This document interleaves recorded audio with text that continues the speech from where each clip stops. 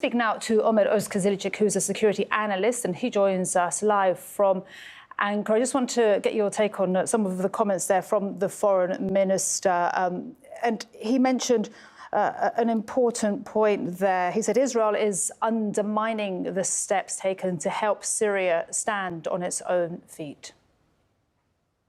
Yeah, indeed. Since the fall of the Assad regime, we see that every state in the world, basically, even Russia, who has backed the Assad regime, is supporting somehow the Syrian state, the new Syrian government, to stand up to establish a unified Syria. We see that Arab states, the Europeans, the Turks, the Americans, everyone is providing something to help the Syrians, except for two states, basically, and these are Iran and Israel. Israel has been undermining this new Syrian government since day one. We know that they have been opposing the sanctions being lifted by the United States of America, and now we see Israeli attacks against Syria, and they have been actually continuing. So we have reached approximately 800 Israeli airstrikes since the fall of the Assad regime, and there was literally zero retaliation from the Syrian side. So there is no threat from Syria towards Israel, but this is a one-sided escalation done by Israel.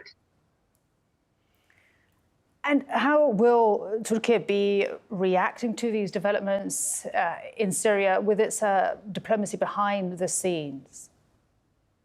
Yeah, I mean, indeed, Turkey is one of the main supporters of the new Syrian government, and Turkey plays an important role. And we know that there were discussions about a new Turkish military base to be established in Syria. This has not been fulfilled yet, but it is still on the agenda as it appears.